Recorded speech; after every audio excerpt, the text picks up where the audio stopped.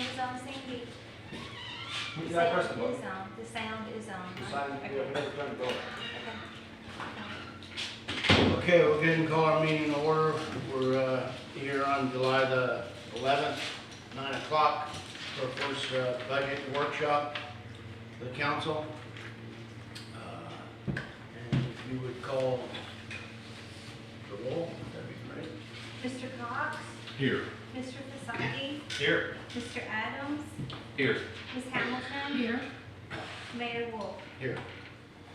Okay, this show is obviously the financial directors and the city administrator as far as orchestrating the conversation, and then we'll have input from them. I think our portion will also be the objectives that we're looking for in the budget. So, okay, with that, go forward. Mike, you want to? Good morning. Mike, do you want to grab a chair, or do you want to stand up there? I understand. Okay. Good morning, everybody. My intent on this is my first go through with a budget with a municipality, was more of an administrative type thing, just to let you know that we did get the DR 420, and we do have our set or our suggested minimum millage rate set by the county.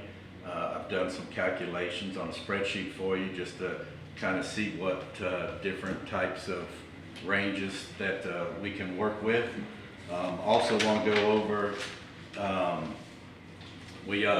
this process is very date driven.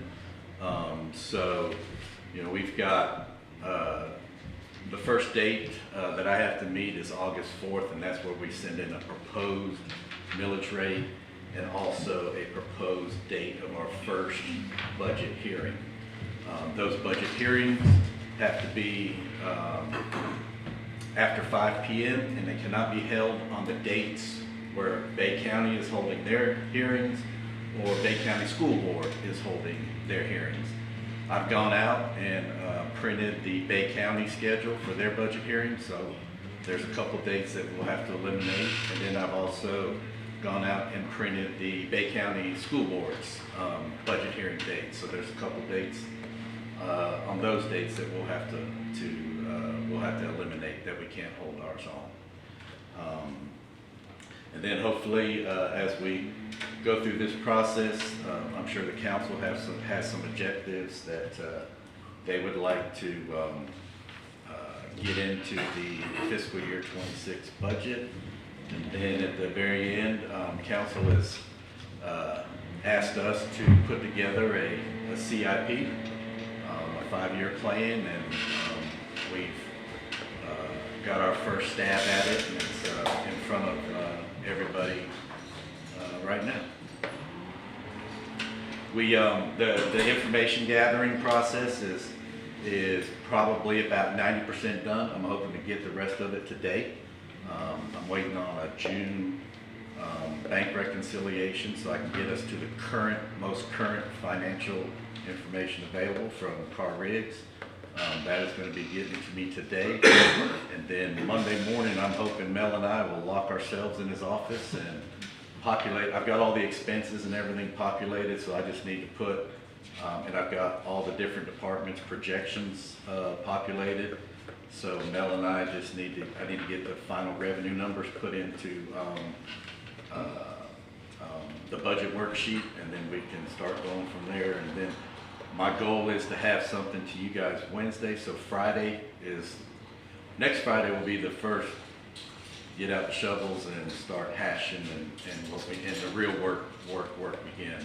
I just wanted to kind of get a lot of the preliminary administrative stuff done today, so when we do finish our 2 meetings, that I will be able to get the DR 420 MMP submitted on time. And then after that date is done, then we have 2 more certain dates that we have to meet. And like I said, you've been provided with different. I did those millage rates. I started with keeping the millage rate the same and then going down, not increasing. So, and then those numbers going across the top are presumably we would like to get 100% of the money. Sometimes there's not, people don't, they delay in payments and different items. So there's a spread of between 99 and 100% there, so you can kind of get an idea of what the ad valorem revenue would be. All right, before we ask any question, I'm gonna ask Mike to go ahead and take a seat next to Mr. Fasagi there, just so we can have a roundtable conversation here, because I think there's a lot of questions obviously that we need to go over. I don't have a copy of it. You don't have this? No. Here you go. I think Mike pointed out a lot of things there, you know, I think what we ought to try to do is go right by this schedule and answer these questions or give information. If we do that, I think we'll move through this process, because right now, it's so early in the process, but it's the right time to meet. We just got handed, you know, some financials. There's a lot of information in there we need to make decisions. So the first thing you said, Mike, going over the ad valorem tax, I believe when we build our budget, we build off about 97%, don't we? Yeah, but it's usually in between 95 and 97. Okay, so it goes as low as 95 up to 97.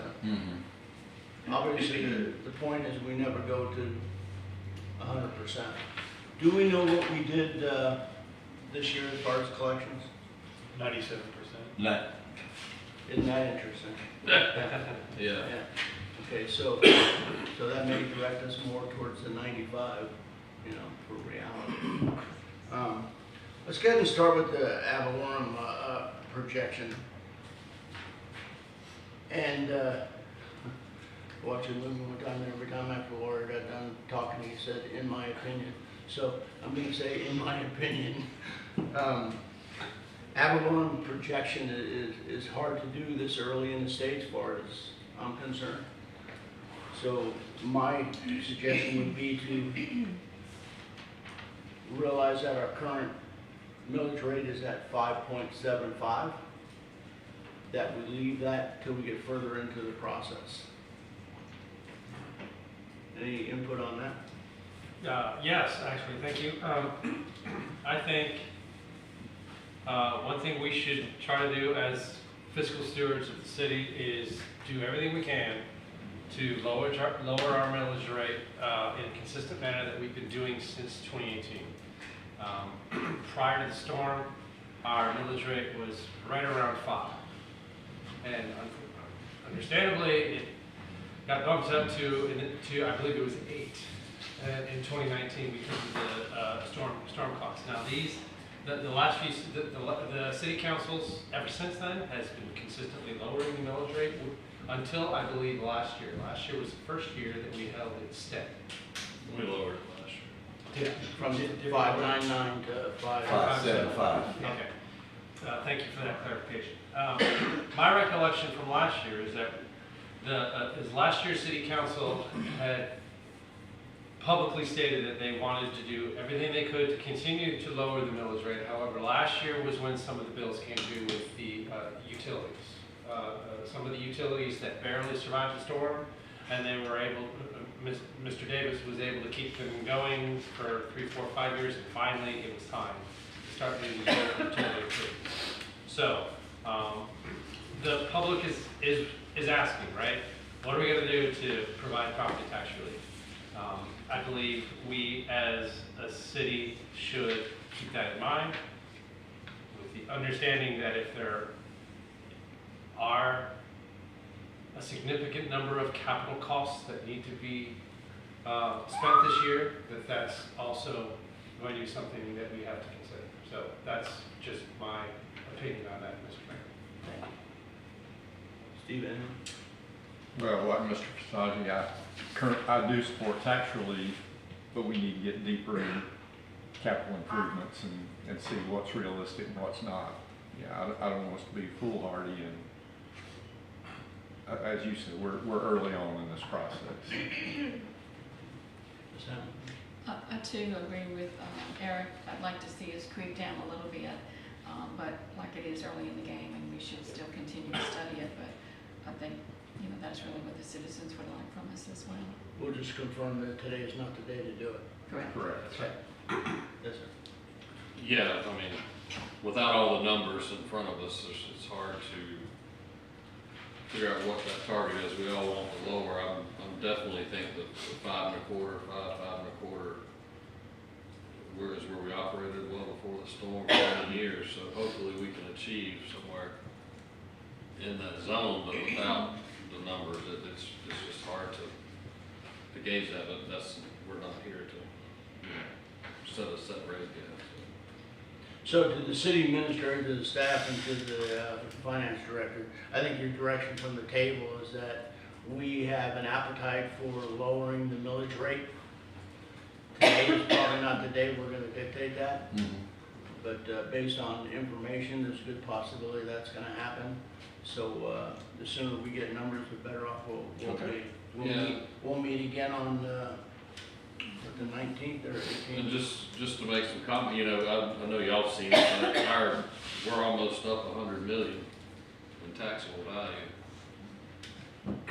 Which equates to, if we left it the same, almost $500,000 more, between 500,000 and 600 more, just if we left it the same. But so we're working with, a much bigger tax base. Well, we're going actually it's like 514, and something about 500,000. Yeah, it's about half. Yeah. It's somewhere in there. It's depending on what numbers we use. Yeah, and if you just equate the number, if we can keep our budget the same way that we had it last year, that would be basically a 0.5% increase or decrease. You could take, because it's about 200,000 per quarter, right? About 206, somewhere in there. So as we go through the process and start deleting 2,500 and 25,000 and stuff like that, remember that 0.25% has got to get about 200,000 to get it, break it down. The other thing I would love to hear, and if today's not the time, then that's fine, but I'd like to hear sort of a quick assessment from the city utilities division as to how much the utility repairs over the past year deviated from the proposed budget. What's the actual versus proposed? So We should see a lot of that in the numbers, and then we can Yeah. question it from the numbers. Yeah. because that'll give us an indication of how well our estimates were last year for this year's utility expenditures, and that'll let us know if we're on the right track for any more utility expenditures this year. Mike, are you so next Friday's meeting, I take it that didn't get moved by the other dates, so we are still good for next Friday? Yep. And you're gonna have, We'll have that. we'll have extrapolated all out. the numbers in front of us. Yep, You'll have something comparable to what we had last year. yep, and I've populated everything except for the final revenues for June on those sheets, so. And you'll also have where we're at, that should show us what the year to date That'll be June 30th. of the expenses, Yep, tracking that. Yep. You'll have the budget for next year like this, and we'll have the paperwork on. yeah, because Where we're at. that budget sheet will show the year-to-date numbers on it Okay. when I plug it in. Okay, before we jump off the millage rate, that we're gonna go ahead and keep it 5.75 today. Is there any other conversation about the millage rate? We're all good? If I could make one comment, just to clarify, if you would. The sanitation department, water department, and the sewer department are their own enterprise funds, and they have no effect on the tax rate. So keep in mind that if you want to cut the millage rate, that doesn't affect the utilities at all. Yeah, I know we're in a tentative, Mayor, so it's always good to leave, you know, so we don't get in a bind, but sometimes I like to, and we'll leave it there, but I just wanted to be said. I know everybody said we want to lower it, but us leaving it there, I want to make it a real hard press to get it down. Sometimes when we start low, it helps you, forces you to get that number, but I'm willing to stay, you know. We're all willing to fight for it, and we're all at the table. I think everybody wants to lower the millage rate. It's the right thing to do. The numbers have to match it. Mm-hmm. So that's where your job as an individual, forcing our staff to give up in certain areas and having a story to tell. Be prepared for that so that we can lower it.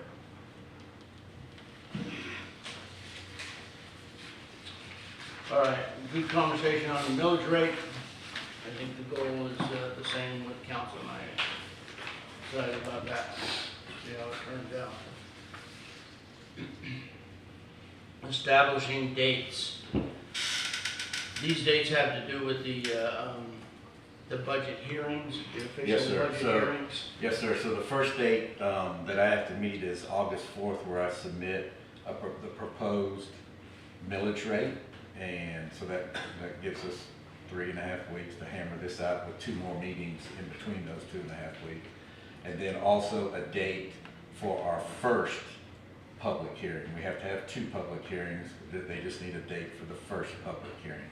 And of course, as I had mentioned, our public hearings can't be held when Bay County's holding theirs and when the school board's holding theirs. So Bay County's dates are actually September 3rd and 16th, so those dates we cannot use. The school board's dates are July 31st and September 11th, so those days we cannot have a hearing. But any day between September 3rd and 18th that's not the 3rd, 16th, or 11th, we can have it. And it has to be after 5 p.m. So you're looking for a date for a first budget hearing for September, between September the 3rd and September the 18th. Yes, sir. And I know that I talked to you yesterday, and you have any suggestion what works for you? I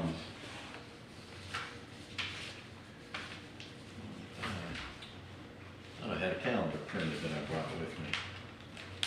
Here we go. I think when like we had mentioned yesterday, that second week of September, which would 10th, be like, 11th, and 12th? yeah, but the 11th we can't, so it'd either be the 10th, 12th, or 13th. Friday, or the Saturday's the 13th, so you can either have it 9, 10, 8, 9, 10, or 12. Okay, and we'll keep in mind here is that this has to be after 5 o'clock, so it's a 5:01 meeting, so keep that in mind. If we want that to be late on Friday, we may want to move back to The Wednesday. Thursday, the 11th, we can't do, but Wednesday, the 10th, we can. Is that week we moved the council meeting from the 11th to the that was the 9th. This is September. September? Yeah, we had the, That was November. that was a November meeting, I'm sorry. November meeting. Sorry. Better mistake. Yeah, That's what so, we're here for. and we do have a council meeting that week, right? The 9th. On the Okay, so we're looking at September the 10th. Does that seem to work for everybody? Sure. It has to be after 5 p.m., and that is a Wednesday. Okay. Mm-hmm. Mike, you got your choice, first choice. That works for me. That's how this council works. That works for me. Will that be at 5:01? It'll be at 5:01 Okay. is the start time. We have 2 hearings after that, which would be the, now it would be between September the 18th and October the 3rd. Is that right, Mike? Mm-hmm.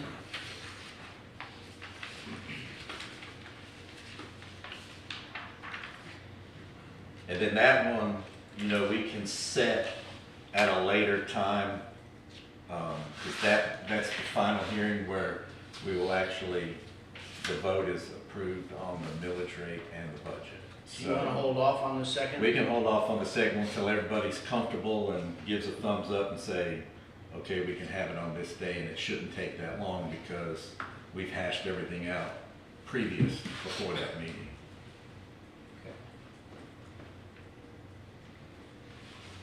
But like I said, my main one is, the first one is August 4th, and then you've got a 15-day window,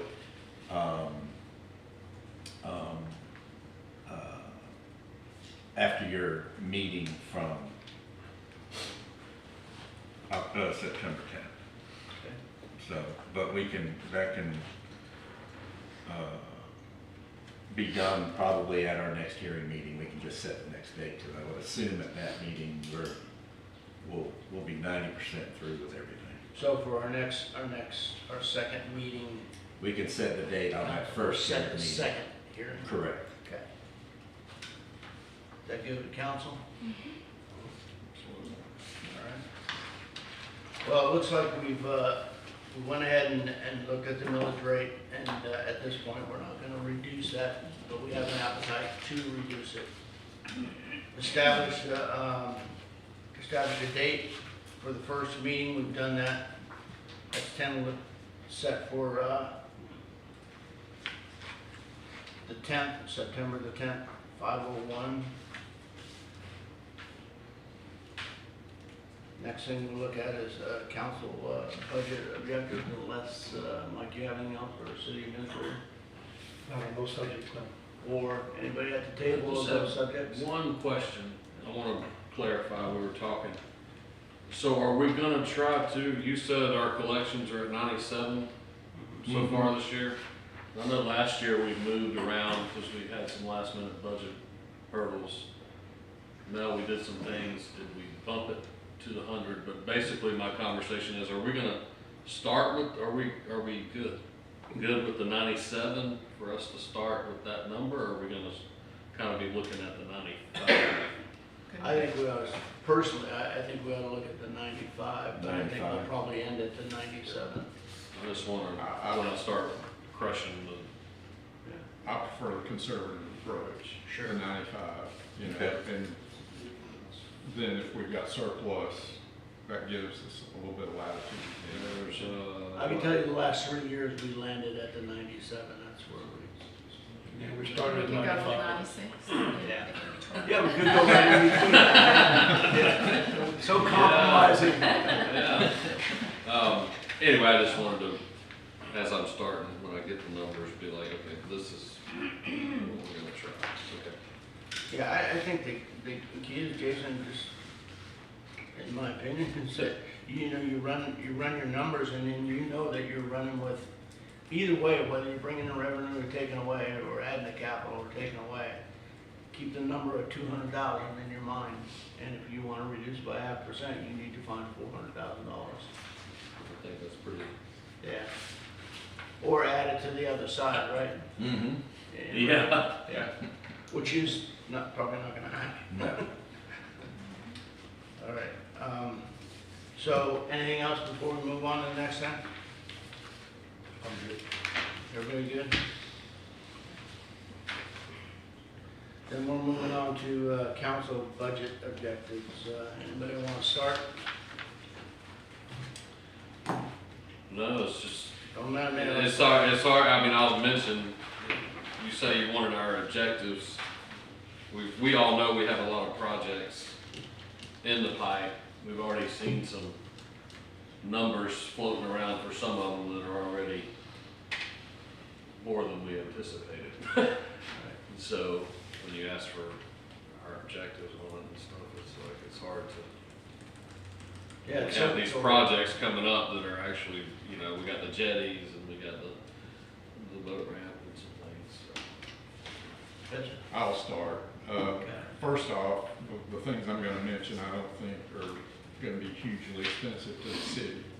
We're already doing an amphitheater at Parker Park. With the mountain of shells we've got still at the boat ramp, we could collectively, internally, start to pursue, because there is a plan for park improvement. We could add parking, we could add landscaping and trees without a huge investment to the city. And then that becomes, well, it does two things. It gives us a beautiful park, but it also, we could use it for people to access our beach during tourist season by simply adding signs. Beach parking, people could park there instead of on 98 and walk straight across. There's a beach walkover at the end of that street. I just think that's a no-brainer. Probably would cost the city less than $200,000, far less than $200,000. That's number one.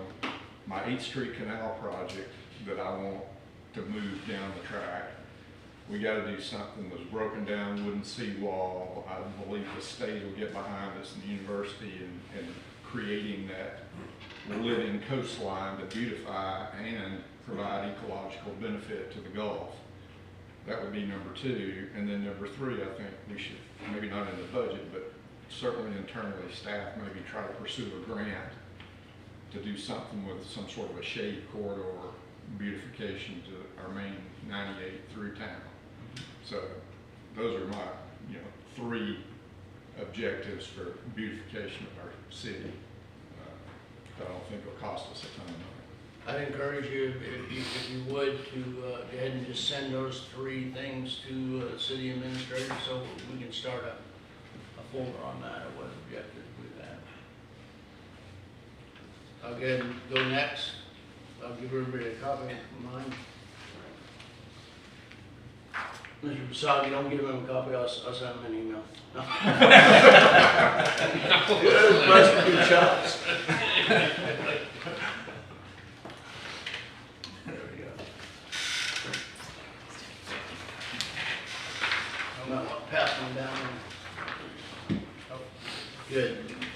Mine were pretty simple. I mean, I want to make sure that the main things, we set and maintain a balanced budget. That's our responsibility. If we're here for anything, that's what we're here for. Make sure we continuously monitor, adjust expenditures, including personnel costs, so that they conform to the current funds that we have, not anything additional, the current funds. Implement a 5-year capital improvement plan. I know the city administrator's on that, and I know that the financial director's on that. So we need to make sure that that happens. And I think continue long-term planning in all the areas of operations. So not only in the operating costs, you know what it costs to run your office. So if you know that, pick up and make your own type of capital improvement program over the next 5 years, because you can't get everything on the next budget. So I think we need to do more reoccurring cost type situation to staff. Maintain appearance in the city. I'm along with you, Steve. I think maintenance of activity as far as such as landscape maintenance, potholes, repairs, pavement cracking, sealing, storm drain cleaning, city vehicles maintenance, and city maintenance. Make sure that we have those costs effective and in a timely manner, and not something we carry on for a year before we do it. We can put those plans together. And the last one was simple. Ensure that we have adequate public safety, and that's supporting our fire and our police and communicate. Those reported that I'll be watching while I'm doing the budget, making my financial plan. Anybody else? Yeah, I got a couple comments. First of all, I think these are great city priorities. I think it's a roadmap for us to follow, so thank you for this, Mr. Mayor. I think something else I'd like to maybe have us briefly go through is new additions to this year's budget that have just kind of popped up in the past year. We don't need to go through every one of these items line item by line item. I don't think the public cares all that much about some of these items, like a new vacuum truck, a new utility truck. But just a couple of these projects that we have mentioned throughout the past year, just let everyone know that we've got, for example, we've got the $300,000 in the budget for the 15th Street pedestrian bridge. A lot of us have been waiting for that for more than 5 years, and I know that that's in engineering, it's in drawings, it's in spec. So that's just one note for the public. But I think the big thing is the dune walkovers, right? We didn't see those coming a year ago. Now we're here in a place where we've got the beach restoration project, and we've got the necessity, in my opinion, to provide as much public access over the dunes with these new walkovers that a lot of our local residents need to, I'll say, regain their access to the beach. So we've got some line items here for dune walkovers, right? We've got a phase 1 and a phase 2. If I'm not off the top of my head clear on the difference between the two, but for example, we've got dune walkovers phase 1 is 60,000. Dune walkovers phase 2 is 120,000. We heard at the city council meeting this past week that it's going to be in the neighborhood of $20,000 per walkover. So I don't know what the council thinks, but do we want to just briefly, maybe this city administrator or the finance director off the top of your head, do you have a quick rundown of new things that weren't in the budget last year that the public would be interested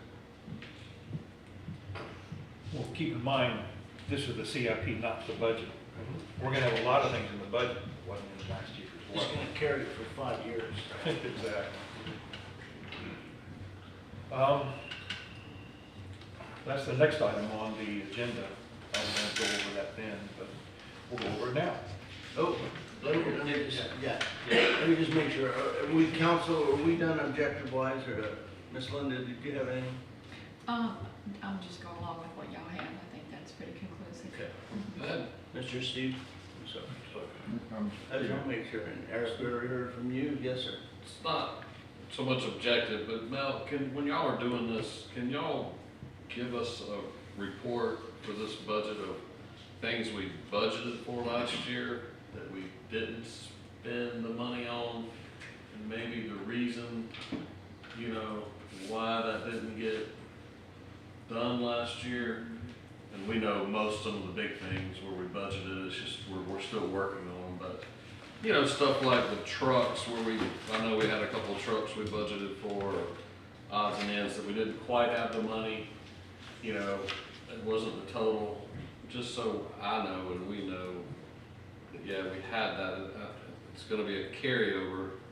It's not really a whole new budget. It is a new budget item, but the money's already there. Does that make sense? And just kind of a list, and going through this, I know there was quite a few things that we probably budgeted for that we didn't use the money, so am I getting that right?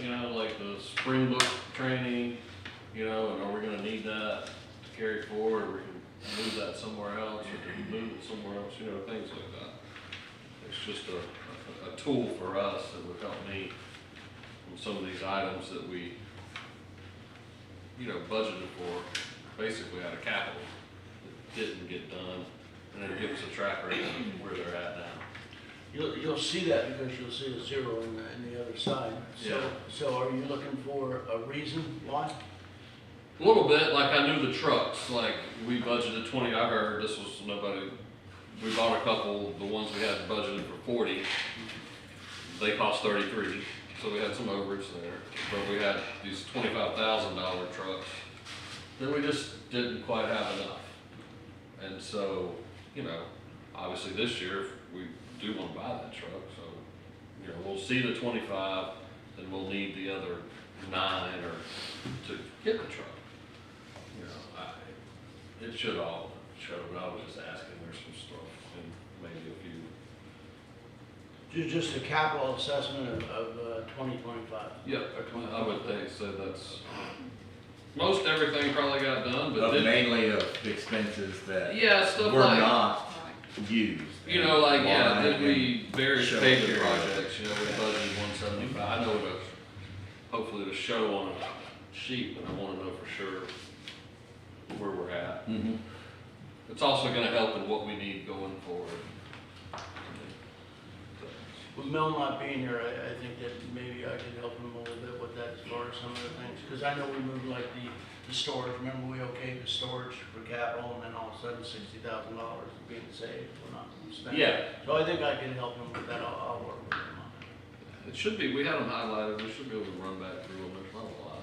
Mhm. We probably did most things that was here, but there's some stuff. Okay. And then we're already getting numbers, you know, on some of those items, just for instance, the boat ramp. You know, we budgeted 800, we seen 1.6 the other day. I mean, you know, things that we need to really be aware of and how we're gonna get to that number. All right, anything else on objectives? Yeah, sorry, one more. So I appreciate your 5-year capital improvement plan sort of line item. It's something that we as a city need to maintain, that we've got a forward-looking plan. I guess I'll just ask the council, are there any other big projects that we, as a city council, or the next city council, want to improve Mexico Beach? That's gonna take like 5 years worth of expenditures. I'll give an example. 2018, 2019, the city the city commissioned a study with this little greenway. That's sort of end to end from one side of the town to the other, where we've got like a golf cart path, and it's some improvements along 15th Street, and it was on the city website for a while. I don't know if it's still there. That's like a big project that's got to be planned for. It's going to probably take multiple years to create the city greenway of bike trails and golf cart paths and an extension through the new 25th Street city property. That's gonna, for example, you could ride your golf cart and your bike from one end of the town to the other. We can't currently do that. That was a plan that the city commissioned many years ago. Another one is, speaking of 8th Street, we just got a nice beach restoration project, and we have a big berm across the city that is going to protect, to a certain extent, it's going to protect our homes. But guess what? Next Cat 5 hurricane that comes through, 8th Street Canal is open.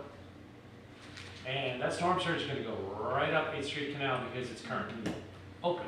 And I know the city had plans years ago to close that off, to make it in more of a wetlands project, where it would add to the aesthetics of the city, but it would also provide hurricane relief. I personally had 17 feet of storm surge in my garage from Hurricane Michael. It did not come from the beach. It came up the 8th Street Canal. We get another 17-foot storm surge tomorrow. That berm's going to protect a lot of people, but that storm surge is going to go right back up the 8th Street Canal system, and it's going to end up in a lot of folks' garage. So that wasn't something that the beach restoration project was intended to address, but you know, that's still a risk. So I recognize that a lot of the closing off of the 8th Street Canal is going to be something that's going to be decisions outside the state. The state's going to have to be involved in that, DOT, of course. I'm just wondering if there's any other sort of 5-year plans that we want to be looking at that we need to start budgeting for now, or at least putting down a 5-year plan to budget. I think that's exactly why we're here, and I think that Steve brought up, you know, the beautification of 98. That could be a long-term project. You brought up the 8th Street Canal. 8th Street Canal, believe it or not, probably 5, maybe 6 years ago, I don't even remember how long ago, we actually had a grant for a gate to put across it. And that got kicked out, okay? So maybe it's time to look at another grant supported by some type of capital support on it. But that's what we're here for. That's what we're gonna talk about. And those type of things, you have them, get them to the city administrator, let him bring them to this table, and this table will decide if it's a good project to move forward with. I've definitely got a bunch. Speaking of, it just stumped my mind there. I'll come back to it. That's something I want to bring up. Go ahead, Steve. I was just gonna say, you know, the 8th Street Canal there's a study that was done because the University of Florida, and I passed this flyer out that came out of Florida Sportsman magazine, but they studied the areas over in the Big Bend that were hit. Let's remember, 3 hurricanes went straight up through there. And the areas where they had done this living shoreline restoration, where drainage areas came in, and I don't know the exact science behind it, they use like a series of like oyster bars and native plants, like 7, 8 years ago, 10 years ago, whatever the date was. Well, these storms, the University of Florida says, based on their analysis, hurricane damage from the storm surge was reduced by something like 35 to 40%, just because of the resistance that vegetation provided. That's right. Plus, it filters the natural runoff from storms inland, and it helps keep the Gulf clean. That's right. So it does two things. Now, as far as the hurricane gate goes on the 8th Street Canal, hey, I'd be all about that too. I mean, I had people that witnessed that event and said it was like the Colorado River coming up through there. So washed vehicles and homes and everything else. Put a waterfall at the end. Yeah. Yeah. But I think there's a way we could, and it may be a 5 to 10 year project, but the actual beautification thing and getting, as Mark and I have talked, getting the broken down wooden seawall out of there and dressing it up, I don't think it would be hugely expensive. The gate is probably a state, federal grant kind of thing to help us pay for it long term. Yeah, and that's another area that really we don't even have on here that we may want to look at is do we have the ability to write those grants? If we don't, we might have to budget some money to have them written. I just got an email a week ago from a professional, I think you were copied on it, that actually writes grants, you know? We may want to put some money in there for something, for a big project like that. Right. Well, the other thing, and I guess this is an open forum, since we can just have this discussion, we've witnessed over the years being more or less what I call at the mercy of FEMA, at the mercy of the DOT, and we feel like even though we have state and federal representatives, me sending an email to the governor and the mayor sending an email here or there and 100 citizens, you kind of get tuned out with all the other bombardment those people get. Honestly, I think it's time we consider budgeting for a lobbyist, someone that can keep our issues in front of our representatives daily, because that's how things get done at the state level and at the federal level. I mean, they killed our Back Beach Road. That project's not even on the DOT horizon anymore. And me personally, I would love to see the through traffic diverted around our little town here. Yep. There's so many people that go to work at Eastern and Port St. Joe now that it's busy out there. So, I know where I was going. I had some conversations with Mike, and it kind of feeds around some other stuff with the grant stuff. Obviously, we've definitely diving more into the grant writing and getting more up to speed. So we need to continue putting that press on finding these grants, getting them written. But the thing we were talking with Mike the other day, we were talking about these projects, and it has more to do with the state appropriations money, is to maybe a plan together to start getting the projects more shovel ready and knowing what they're gonna cost. And then hitting the state appropriate, so we know. It's kind of like the bridge on 15th Street, you know. We did get $350,000 for that from the state. But I was aware, you know, it's kind of a last minute, we put it together, we're grateful for the money, but the project came in at 600 and something thousand. Is there a way that we can start, you know, and it may take a person bringing somebody on eventually for grants and things like that to get these projects together. And, because we made, with state money, we don't know if we're gonna get it or not, but it would be nice to know a more realistic cost when we go to them, so if we get it, maybe we get Actually cover it all. cover it. You know, it's just another avenue. Yeah, and I just want to, so I'm glad Mr. Cox brought up the idea of lobbyists. I hadn't thought of it, but I think it's a great plan. Speaking of the 15th Street Bridge, let's all remember that we had it. We had that money, what, 4 years ago? And it was ready to go, and the governor line itemed it out. and replaced it with, I believe it was a pay increase for first responders. And so we had to start all over again, and now here we are again. I don't know that a lobbyist can get to the governor, and maybe that's just a bad example of the 15th Street Bridge, but yeah, I made a comment at the last city council meeting. We're all fed up with FEMA, right? We're on our last nerve. What do we have to lose to look at a lobbyist? Not for FEMA, but, or the pier, but more state and local projects that we're looking at on our And for, right here. for planning purposes. Yeah, it's just- If we find that, obviously the state it would be state money that would put the Back Beach Road in. But if we've got someone hammering on people, every other day about this is a problem, we've got pedestrians taking their lives into their hands. I don't care how many crosswalks you put in. Yeah. Every day, our people are out there working, you see drivers blow right through those crosswalks with lights flashing. It's dangerous.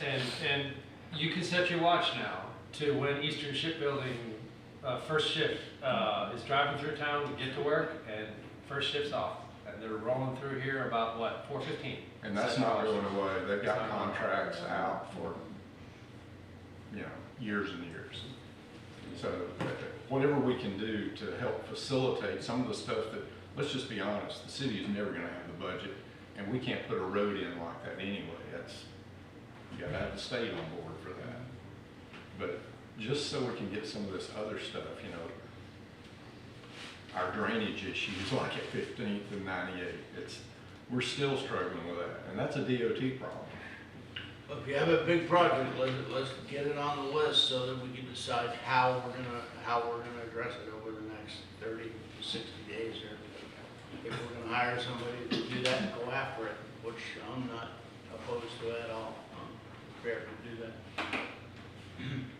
All right, we kind of took this away from the finance director and city administrator, so let's get back on track, and I think the city administrator talked a little bit about the CIP.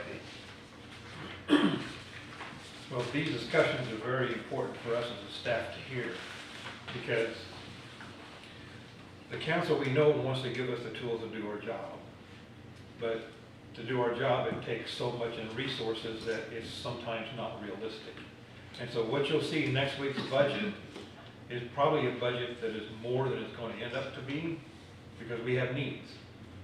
But we also have to be realistic, and it's not for us as a staff to figure out what's realistic. It's the policymakers that sits at this table to tell us what you want to accomplish. So anytime you have these discussions, that's great. If you talk about having shovel-ready projects, let us know what you think those projects are, so that we can start planning and get out ahead of that curve. We have, as we continue to grow, as we are, there's always a demand for more employees. And you'll see in the budget next week, when it is somewhat complete, about 6 new positions. Every department needs new people. There's so much more each department could do if they had, one more person. Sanitation needs one more person. Road and streets and parks needs another person apiece. General maintenance needs another person. Water and sewer needs another person. So those are 6 positions right there that we need, but we all know we're not gonna get. So that's where you folks come in. As for the capital improvement project, this is like, you can call it a wish list if you wish, that's fine. But we throw all these things up against the tree, and it's up to the council to nail down what stays on the tree and what falls off to the ground. You'll see that some items are somewhat blank at this point. That's because we're still getting some prices, like the wood chipper. At this point, we're discussing, we don't have to have a brand new wood chipper. Let's explore, a gently loved wood chipper somewhere. It's the Beach tractor, we're getting some prices on that. And the long arm backhoe, which we don't have right now. There's a lot of times, where utilities are trying to dig a hole down to a particular pipe, and they can't reach it. with the current backhoe. So they gotta get down in the hole and dig it themselves. They're happy to do that, don't get me wrong, but it'd be more efficient, quicker to have a long-arm backhoe. But those little buggers are not cheap. So we'll get that price and kind of, we know we're not gonna get it in this coming year. It'll be one of those things we'll save up for a few years before we get it. You'll see items on here with yellow highlights. The intent of the yellow highlights is that's the year in which we're going to purchase the items. Look at number 1, the dump truck. We all need a new dump truck to replace the one that we've got, but we know we're not going to get it in year 1, which is the 26th fiscal year. But we'd like to save $135,000 in the first year and then carry it over to the next year's 135. That way, as of the 270, we can purchase it in year 2. That's why you see the city source fund says budget/prior year surplus. So we're budgeting in each of the 2 years, but in year 2, of course, the 135 will be at that point a prior year surplus. Spider excavator. Right now, one of our biggest issues in the city is keeping our drainage areas clean. Right now, we are not capable of cleaning all of our areas. We don't have the equipment. Bay County has spider excavators, but these things are so technical that they're afraid to let someone else use it, and I fully get that. So a spider excavator will allow us to clean all the ditches that we need to clean. But that little thing is $300,000. So that's a decision the council is going to have to make. How bad do you want to clean the ditches? You know, do you want to spend $300,000? If you don't want to spend actual cash, maybe borrow the money, pay for it over the next 5 years or something. That's a thought. I'm not going to go into detail for everything on here, but some items are still, I got to get the year-to-date things, like I was asked before the meeting about the pedestrian bridge. You know, that's part of it's been paid for at this point, but part of it's not. I put in the full 300 at this point. Once we get the final figures, from Mike, the first of next week, then I can put in what people have spent so far and what to spend in the next year. The dune walkovers, phase 1. We've got an opportunity to get a grant to help us with those purchases. $30,000 would come out of our budget, and $30,000 would be grant. That would be phase 1, which is the first year. Phase 2 would be the second year. We could double that and be more aggressive and get more walkovers done. At this point, that's not taking into consideration what we're doing with the CDC, because as you know, our deal is we pay for permitting and design for the walkovers, and the CDC will pay for the materials and installation.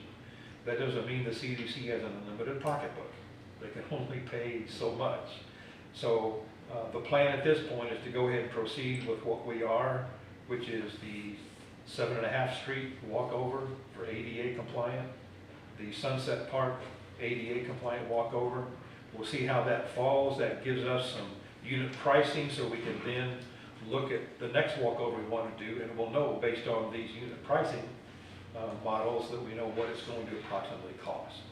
So we can do better budgeting once we get that behind us. The pole barn, you'll see, has crept back up. We didn't use anything in this particular year's budget because we didn't find a place to put it, because the only available open space we have is directly over some major water lines next to the water tower, and taking those big concrete footings of the former elevated tower would potentially disrupt those lines underneath to the point where we just don't want to do that.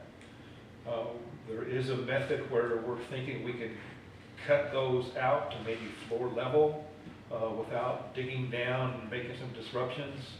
So we're still working through that process, but we think if we could do that, at least get rid of the two in the front, we can put a pole barn at that location, which wouldn't really affect those major utility lines underneath. So that's back in the budget, and we're still kind of working through the details. We are thinking forward, like you'll see fleet replacement program, 3/4 of the way down on the first page. You know, we put in $120,000 in each year's budget to replace 2 vehicles a year. We're way behind on some of our vehicles. We are using some vehicles without a dash, as an example for one. So we do really need to come up to more safe vehicle to drive. Just a real quick question on that. Yeah. There was a truck that, this is roughly 6 months ago, there's a truck that the city approached the council that we needed to replace, and the council said, sorry, this is outside of the capital budget process, come back and talk to us next year, when here we are. Is that broken truck, I forget whose it is that broken truck included in this just 2 trucks per year replacement fund, or is it a separate line item, knowing that is really hard to drive? I can't tell you 100% sure because I'm not privy to that conversation, but I'm assuming the answer is yes. I think you're talking about the chief's The truck. chief's when we- truck. Yeah, when we replaced that. Yeah, So that's been replaced. It's been, yeah, because I know you have a new truck. It's been replaced using mid-factories. No, so just as a general question, I think it's appropriate for us to just have a 2 vehicle per year slush fund to continue to replace those broken vehicles. But I guess my general question is we're probably gonna have another situation again where we've got a truck mid-year that just dies and it cannot be resuscitated. So I think it was the correct decision that the council made to not replace it then and wait until now to budget for it. But my question is that, and this is more of a process question than it is a specific truck. But do we as a council want to make sure that every year when we come back here, if we've got an actual broken truck that needs to be fixed that year, should that be a separate line item than just this annual 2 trucks per year slush fund? Does that make sense? Are you talking like a reserve fund or? So I believe this line item is a reserve fund to replace just, the budget is roughly 2 trucks per year. But every year when we have a broken truck and they come to the council mid-year and say, this truck is dead, what do we do? And the council says, well, I'm sorry, we didn't budget for it. You'll have to wait 3 months, 6 months until budget season. And then next year, are we gonna have a separate line item for that specific truck outside of this reserve fund? I think you're talking about, Eric, is basically, if you look at what I put on number 1 there, the last paragraph, maintain a reserve for specific purposes and amounts, including unassigned reserves. That's what you call a rainy day type thing, but it's actually a comprehensive reserve policy that you actually put into your budget. And whether it be a truck or any other situation that would qualify as capital, you have a fund there to do it. We kind of have that, if you don't realize it or not, we kind of have that in CDs, but they're not accessible as quickly as we can get them if we needed something in an emergency. Right.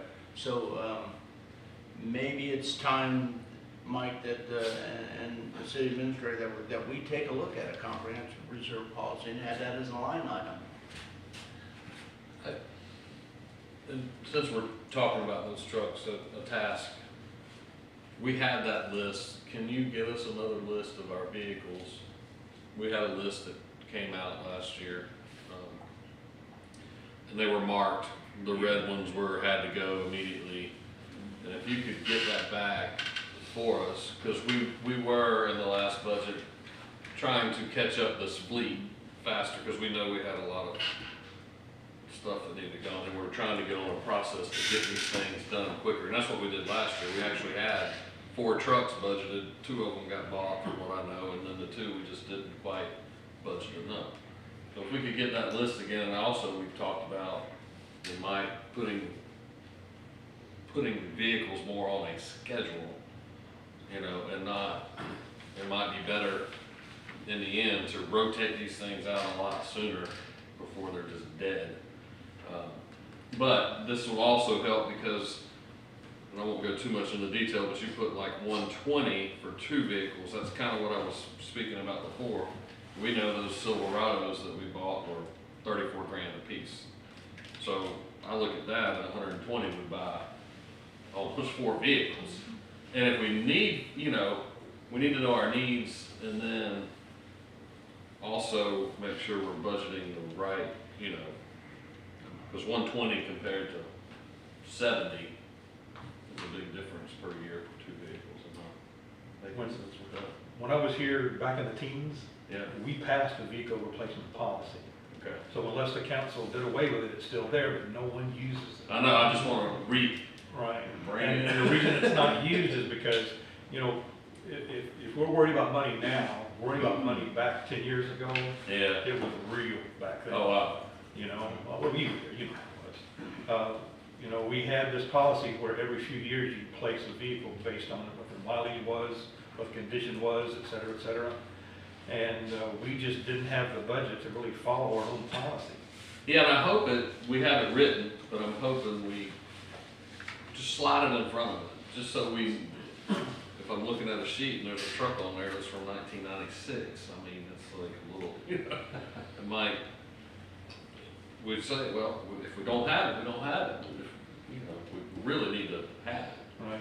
You know, come up with a, We'll get the list together, and I think, I hear what you're saying, that, you know, we only have so many vehicles, so we should probably identify which of those vehicles are going to get replaced in a particular year, year 1 through 5, or maybe it's beyond 5, I don't know. yeah, or get them, once we get them caught back up sooner, because that's our goal, I think, of last budget, was to try to start getting them caught back up, and then, obviously, maybe implementing even more of the program, but we could do it all at one time. Because, I mean, safety and maintenance and stuff, you know, we definitely need to have a program. Just, Mr. Mayor, just for clarification, so the city, I understand, has investments, they have reserve funds. Are any of those like earmarked for resiliency in case of a disaster? But back to your point about budgeting for emergency expenditures, just like each of us would hopefully put so much back every month in case the air conditioner blows up at the house and you gotta spend $5,000. I think that's a great thing for this council to do, is implement that going forward and fund that every year. And regardless of, and there again, then future councils it'll be their discretion as, quote, what constitutes an emergency. If that fund ends up with $1 million, $2 million in it 20 years from now, they may be able to take $500,000 and do a capital project or supplement a grant to finish a capital project. By all means, and I think, without identifying, I think that's kind of the thought process of the city. We have $3 million that's sitting there. You know? Right. It's just, we have an obligation as a city to carry a certain amount of money in our funds, Right. you know, to carry us over. So we need to verify that number and identify if we want to keep it in the CDs or we want to make an actual policy that this is what the city is going to maintain. So we'll look at that all together. It's normal to have 4 to 6 months of operating expenditures in the bank. Right now, that's not a problem. 10 years ago, it definitely was. Yeah, we want to keep it. We want to keep it 100%, that's right. And, you know, also, we do have some money in reserve. We've got some impact fees. And I think, you know, I don't want to speak out of school, but I think it's our intent to spend down some of those impact fees. And they're just sitting there. And so our reserve we can, you know, use as well. So we'll keep that in mind as we go through the budget. Yeah, we'll get you a vehicle list and we'll try to project what we're going to do, which vehicle and whatnot. We'll make a new list because we have one. Yes, we can update with a new purchase of that, the whole thing. All right, one thing I found out, Tuesday morning, we were talking about the boat ramp expansion, and I remember, or, you know, the extension, that at one time in this current year's budget, we had put in $950,000, and Elizabeth was talking about 1.1 million. Yeah. And, you know, I did say during the meeting, because I don't want to put anybody on the spot unless it's serious, we dug out the amended agreement between us and FWC, and it specifically says that the amount of money they're going to give us is $986,831, but we have to come up with $93,470. So you add the two together, that's just a hair less than the 1.1. So that's where that is. So that's now reflected in this CIP, so we can better, take care of those. What were those numbers once again, I'm sorry? Yeah, they're right there on your front page.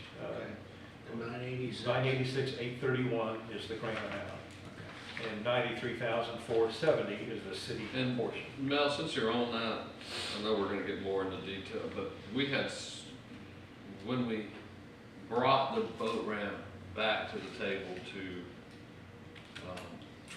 to, pick which way we were going with it, you weren't here, but we had one number that was 1, 3, or 4, and then we had this 800,000 number, 760. Can you look back at that for us, from that meeting?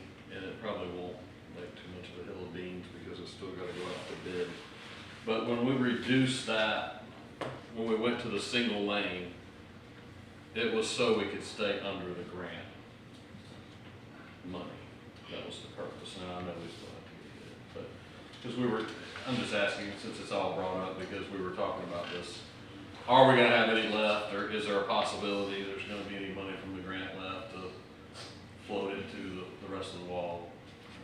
But we had a meeting and we voted on, when we reduced that to one lane, there is a number that we were kind of working with. You mentioned it last time, you thought it was 7, I thought it was 760, somewhere in there of what it was gonna cost. Yeah. Because that's gonna be coming, how we're gonna deal with that grant issue. Can you narrow that down a little bit, because we had quite a few meetings last year, so. No, it was in the fall, Elizabeth came back, Okay. gosh, Tammy, we can I'll find it. find You it. know, it was, remember we had to sit there, a long discussion about it, because one number was it was like 1.4, and then the other number was, can do this, and, yeah, anyway. I'm meeting with Elizabeth on Monday to get some information that I need. So, I'll see if I can. Yeah, and it was in our, like I said, not that we're still gonna bid it and get a true number, but that's the kind of number we've been working Yeah. when we reduced the scope of. Okay. One more general question. I see a number, so we have a column here on our capital improvement plan for grants, and I see a lot of line items in the grant column that have numbers, and I haven't seen a lot that don't. Just a general question, Councilman Cox made a comment earlier about maybe we look at a lobbyist at some point in the future. My question is do we want, as a council, want to consider hiring, on a contract basis probably, a full-time grant writer whose sole job is to go out at the council's direction and coordination with the city employees to go out and find grants and then write grant proposals, somebody whose sole job it is to write grants and negotiate money. Has that conversation come up? To hire a full-time? Full-time, either at the city, but I'm thinking we would contract it first. There has to be professional grant writing, municipality, business. There is. There's several people that do that. We have trained a little bit, I think January. In that area. Sure. And then Tim used to help a little bit with that. We've never thought about hiring a full-time, but we have had discussions about, maybe hiring a subcontractor and identify a couple of them. And the main part of that is finding them. The writing part is extensive, but it can be done. I've helped January with one of them. It's the finding of it. Like we had a good example with Garrett. He met with Florida Rural Water, and the lady said, "Oh, there's money out there, and you guys need to apply for it." So we turned around, got on the phone with January, and said, "Hey, hit up Florida Rural Water, they said they got money for us to use some for our water projects. So the problem, not the problem, the issue that we'll have to run into is finding those opportunities. Because then once we find them, we can write them. Then we can write. Right. So We some just- contractor types will do that for you. Yes. Yeah. Yeah, and we've actually moved along quite well with January. Tim was doing a lot of the Mhm. program to train her, and she's gotten a lot more on board, but Yep. she has a lot of work to do, and Right. maybe we do need to hit it, that's kind of like the state appropriations. A subcontractor somebody could be a to just- benefit. Yeah. That's what To they find have, them. that's what we To find found, them. to find all this stuff. Yeah, Yeah, well, they could be a help by just identifying what we don't know about. And number two, obviously the skill. yeah, well, I think January's been doing a great job. I know she was trained Mhm. over the past year by Mr. Linderman. But let's think big here, right? Let's hope that we find a subcontractor that can not only go out and find for us, but they bring us so much grant writing opportunities that it overwhelms January, who has multiple jobs. And she can continue to write some grants, but if we get more grant applications that we know what to do with, that's a good thing. Let's have a subcontractor ready to pick up the slack. Yeah, that's exciting for having them write it. We are in a workshop and have a hand there, yes ma'am. You want me to come up? Please. Okay.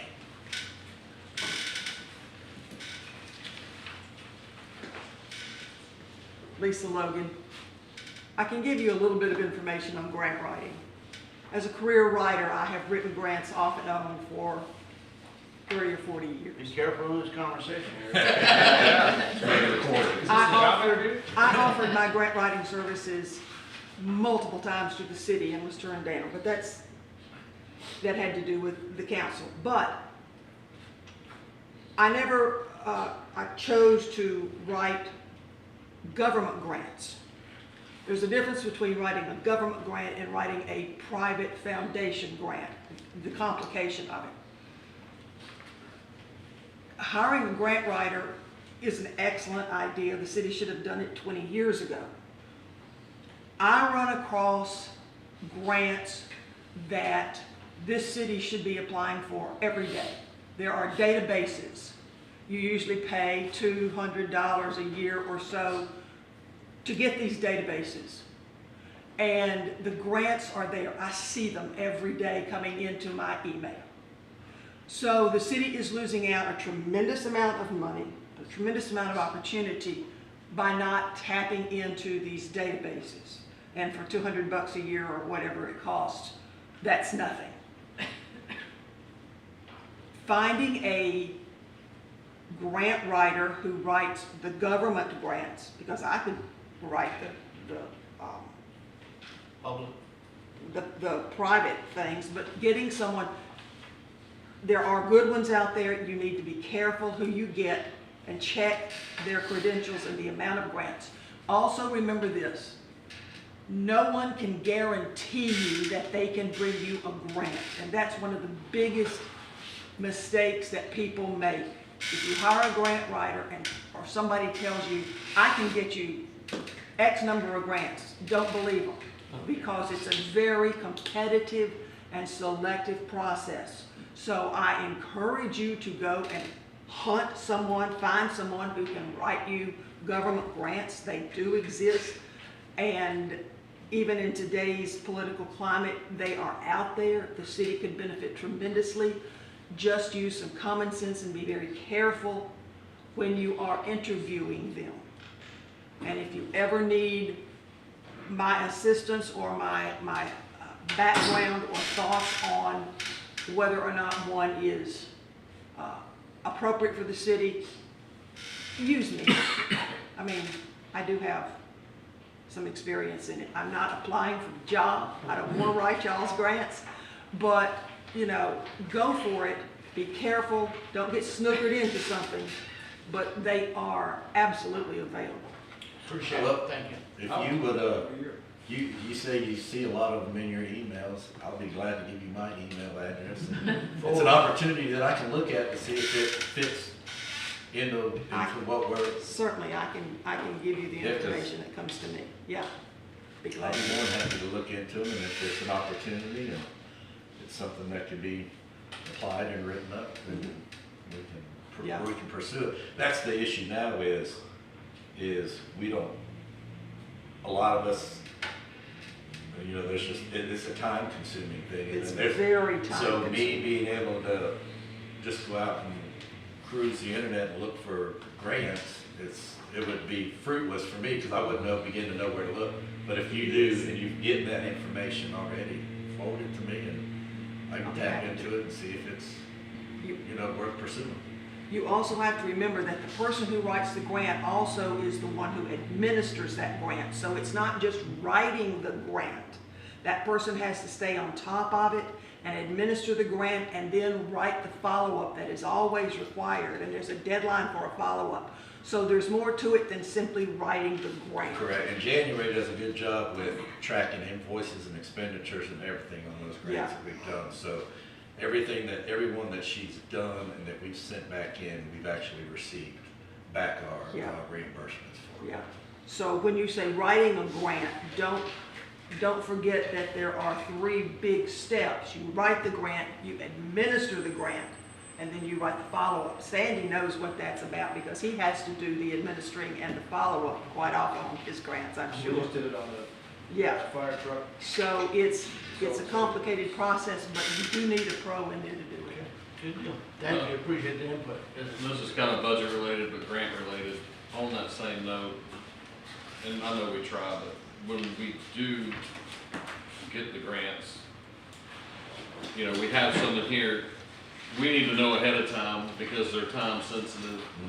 And we need to make sure if it's something, and this is I know we're talking about cutting the millage, but we're gonna cut the millage, but, you know, maybe a grant slushy fund, because, you know, we don't know when they're coming in, and then we need to match it, you know, and something to that note, and also on top of that, what we gotta match, and can we get it, and then that kicks off to make sure we fulfill the grant, you know, that we get it.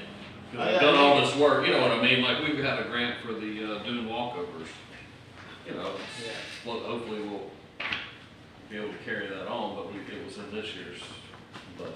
Yeah, I Quite think you're hitting good, the but- nail on the head. I mean, that's a problem is because of the timeline, you get a grant and it's $1 million and you find out you're 6 months out after you got it and you're at $1.2 million. And all of a sudden, where does that 2 come from? Yeah, So, good point to expedite it and meet those dates. All right, we're still with the city administrator. Yeah, one thing I will say is that if we spend $1 of CIP money, it has to be in the garbage truck. If there's nothing else we spend money on, we have to spend whereas, $270,000 on the garbage truck. Bond. so last year, now that we're talking about, obviously, we put 45 aside. Was that the first year we did? Right. No, he wasn't here, but yeah, but I was the first year last year, right, Mel? Is that what's basically in the We fund? put in 45,000. Yeah, there was, Part of this that's the current first year current year. Mm-hmm. That's the first year that we set money aside for that truck. We knew it was coming. Right. So the truck, we know the truck, that's another thing. We know the truck, you reached out, it's 270. Yeah, I just got an updated quote, so it's at 275, I just got it this morning. Another $5,000. Right during this meeting. No, it's good, was yes, so you got that, so we're looking at 230. So I mean, I wanna, tell the city administrator and also the staff to hear. That sounds to me like information that's given to us. You guys all know the budget, cycle. It's basically a 50, 30, 20, and I like to say 50% of it, you call needs. 30% of it are wants.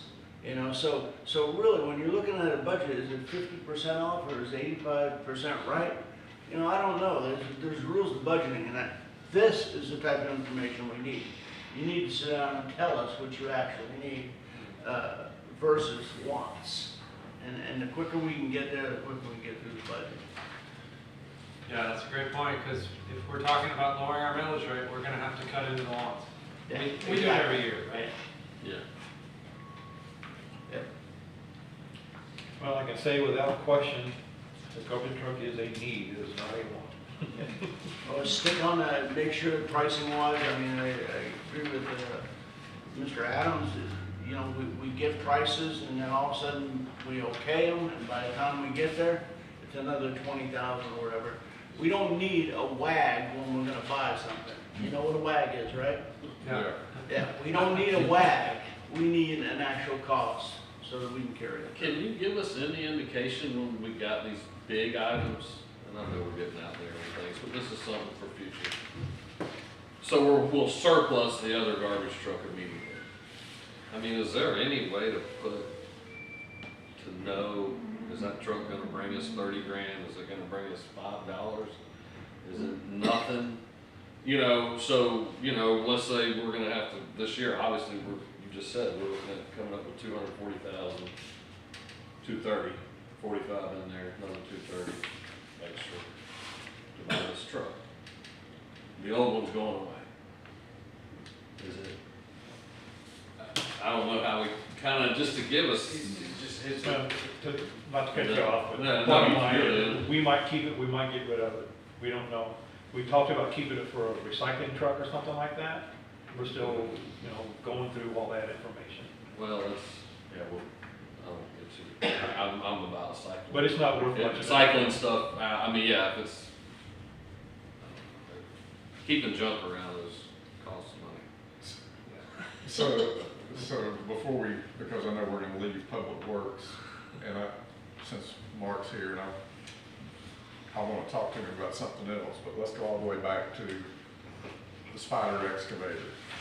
That is a need. Yes, sir, I would definitely say, we can't do. You don't have to defend it to me, that was a statement. That is a need because cleaning our drainage canals and ditches is important. Yes, sir. The question I have for you is, obviously, if the city, when the city spends the money to buy one, then we've gotta get someone trained to operate it. Yes, sir. Is the plan, because I've seen those, I've been to the internet and looked at them, is the plan to simply have a bucket and go down through there and dig that vegetation out? Or would you buy some sort of a mowing head so you could mow those areas instead of destroying and create more erosion? And that would be question one, so the floor is yours. Yes, sir, we looked at a couple different attachments for it, what we can do and what we change. We're also looking at like, some of the equipment that we have here getting fixed and that we could use for like mowing. But, it just depends, and some of those areas just need to be dug out, so we are. So you really would need both? Yes, sir. Okay, and then backing up one, because I look at big numbers, they get my attention first. Yes, sir. I do know the dump truck the city has been attempting to use for the last X number of years, and it is a small truck. And I certainly think the city owning some sort of a dump truck could benefit your department and probably water and sewer as well. The question I have, when I see $270,000, you're talking about a big dump truck. Like a regular construction dump truck, not the off-road size one, but something.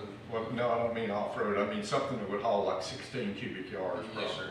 Yes, sir. So the question I have is, for $270,000 cost benefit, how often does the city use a truck that size, and could we drop back to one that would be maybe a single axle, less expensive, instead of a 1 ton with a dump bed, something more along a 2 ton truck with a dump bed that would maybe meet the city's needs and take the balance of that money and point it in another direction? That's just a question. I would have to double check. I believe that this dump truck that we got is the smaller one that doesn't require the CDL, it doesn't have an air brake. I was gonna say, one that size, I would think would require a CDL. That was the small, I believe it was actually the smaller one for that price, and not the full size. Not a tandem axle, No, sir. no air brakes, No air brakes. Yes, sir. seems like a lot of money, but But it would definitely be something used almost every day. The canal, like the spider excavator for clearing out the canal so we don't put the muck all over the road, the shells moving across, the road repairs, helping utilities and pulling that stuff out, that would definitely be, I didn't wanna be greedy and try to ask for everything in 1 year, but that would definitely be something that would be used immediately if we had it. You know, there's been a real advance in trailer dump trucks also that we may want to look at. Dump trailers. These dump trailers are they're getting Well, advanced, I mean, Well, and as far as the you other way can buy around. one that'll haul a lot of weight too. Exactly, yeah. This is more of a budget we're talking about. Now, I am for having things paid for, but this came up last year. Cars and stuff, I don't think would be ready to go that route, but we talked about, some of these bigger items, more putting them on a payment plan. You know, like we finance, you know, or we lease, basically, it would probably be more of a lease. You know, so we're not talking about 300,000 out of the budget immediately for the spider. You know, will it be 50,000 a year? You know, That's much more palatable. you know, to get off, you know, we have talked about doing some things like that, even with the vehicle program, but Well, maybe it's something especially huge items, it's hard to. Well, and to that point, in big construction equipment, even huge construction companies, a lot of them will do a 2-year lease on something rather than having to dump that kind of capital into a piece of equipment.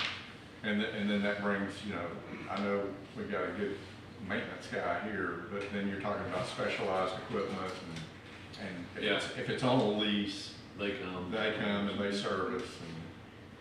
Yeah, we talked a little bit about that, city administrator and I, a little bit about, you know, we have no debt. I mean, we don't carry any loans, you know, I mean, maybe there's a possibility we wanna look at something like that you have a monthly cost versus a hit. Who knows? Another option. You still have it, sir. Yeah, okay, but Sorry about Okay, that. we're just a noise in the background. Oh, okay, and an important note. I didn't really intend to get very detailed on this whole thing, because you guys just saw it for the first time this morning, so it's unfair to ask you to really comment on a lot of it. But I think the fire department's somewhat self-explanatory. You know, there's a couple things that he really needs and not wants. There's a lot of items in the sewer and water department that, you know, would like to consider getting, like a vacuum truck is something that we have to rent once in a while. And we could use it in more different places for different uses. We could use it to, a vacuum truck could help with the stormwater drains and that sort of thing, to keep that all sucked out. So it's got a definite advantage, but, you know, finding the money to do it is another issue.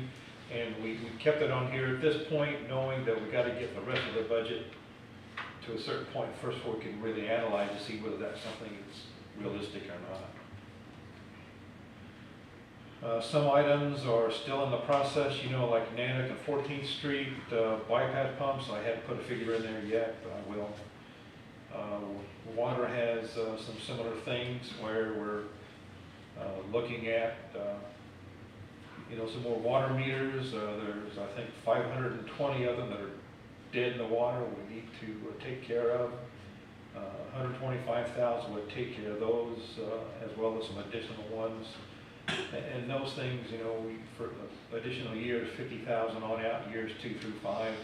You know, every year some meters always, you know, bite the dust. So it's nice to have a little cushion in case that happens. You know, those things are not cheap. Update the LDC Springbrook training. Springbrook training, I think some of this might get paid for in September, so I got to find out from Mike what part is going to be paid in this year and what in next year. But I think the conference where we get the individualized training is in October after our budget turns over. The LDC is a carryover. You know, we're doing some this year, and we'll finish it up next year's budget. The admin vehicle, You know, that's used quite a bit, you know, when you take the bills to the post office, people use it besides just me. Even some of the utility people use it, you know, some use it when they took some other tests for their certifications. And the comment we got was they're not sure they would make it back or not. So it's something that's not a need at this point, but in a couple of years, it probably will be. We got some of the cameras up at City Hall. We talked about putting some more up, you know, on the other side as well. You know, that's something that we'll analyze a little more in detail here. But bottom line is, we've given you our best shot at some of these long-term items. It's our goal to get from you if there's anything you need to add to this. Certainly let us know. You may not be prepared to tell us right now, but you know, over the next few days, once you think about things that we may need, by all means, let us know what those might be, and we can include those in this capital improvement plan. Just a couple questions about line adding some of these items out. I know that's in future meetings, but if I read the numbers correctly, what happened with this bottom of page 2, in the city expenditure column, I'm seeing 5.3 million. So that's the current budget. Is that right? That's not the current budget. No. That's just the project. Sorry, I'm sorry. That's the current Well, the current proposed budget, proposed budget. like a Class 8 pumper, we got in there for $1 million. Yeah. Well, that's not gonna happen. That's not gonna happen. Okay, but just looking specifically at the numbers, if I see 5.3 million is right now, the first wag at what all of this would cost, right? But yet, if we wanted to lower our millage rate, I'll just look at the millage rate schedule you provided to us for this meeting. If we want to lower our millage rate by 0.25% to 5.5, then we need to get down to 4.69 million. Is that correct? Okay, so yeah, so I guess my question is yeah, let's take a look at the vacuum truck. It sounds like the vacuum truck might be a need, it might be a want, but if we don't spend any money on the vacuum truck this year, we budget it for next year, we can say put 300,000 this year, 300,000 next year. Is that sort of the process going forward at our next meeting? We'll just But I think Yeah, but that's the enterprise fund. Yeah, that's, Yeah, it's separate. Yeah, we gotta get that separate. They're their own. Yeah, there's a lot of things that go on there as far as where the money comes from and how it's spent. Way different than what I think you and I are used to in regular budgeting that I've learned, and I think Ms. Hamilton has learned over the last couple of years. That money comes from a lot of different places. I mean, we're not looking at anything here, to tell you the truth. For me, this is, you have, remember all the people he wants to hire? Yeah. That's not even here. Right. You know, we have to look at all those numbers. Benefits have went up. I mean, medicals went up. All these things we have to look at, and as we start to look at, if you look at that bottom number, I don't even want to say that. yeah, I don't even say I don't even want to that. say that number, you know, so I'm not going to. But as those start adding up, this wouldn't work right now. Right. Yeah. Not So, even close. so I think you've answered my question is are those two numbers matchable? It sounds like they're not. Because we've got money coming from different buckets. I understand that there's with some of these buckets, there's a flavor of money. Like this money can only be spent on this thing. It can't be spent on this thing. So that's a process that I need to learn, and I don't want to. That'll come. I think that'll come. We'll Yeah. explain all that. No question here is done, believe me. Now, I've already asked him 2 years ago or a year ago, so ask him again. now to kind of tie into what you're getting at, the figure that should tie into our regular budget, everything you see in the fiscal year 25-26, when this whole budget is done, and of course it's not done now, Oh wow, that's a bigger number. that bottom line figure should be reflected in our budget as well. In other words, this is what we anticipate spending in fiscal year 26. That's a bigger number. That's a big number. I don't want to repeat that number. But keep in mind, that's $4 billion for the jetty, That's right. you know? Well, and a lot of that money is, I gotta get used to, I mean, it's also carryover. We've already, Some of them we already budgeted. we've already Yeah. budgeted, we just have to put it here because it hasn't been, we have to understand that too, That's so an there's. obvious, Kind of look at this in isolation. Of one issue, which is flash out. So unless there's any other questions, we can, next week is the deeper dive. That's when we're gonna have a whole bunch of fun. Maybe we'll cut the time. Yeah, we covered a lot, and I appreciate the finance director and city administrator, they've been working their butts off, and they're gonna be very busy for the next couple months putting all these numbers together, because we all have questions, and we'll be in there every other day, if not every day, so. We'll get it all put together and make sure that, I think what's important here is we know the goal. The goal is to get a balanced budget, be able to handle it, and also be able to, at some point, lower our millage rate for the sister citizens. Any questions or statements or anything? Anybody? Sure. You good? I guess I'm good. Mike, your meeting, you're good? Good. Motion to adjourn? Motion to adjourn. second. Done. Thank you. Thank you. I'll run. No, you're not. Call. We're all- My business card.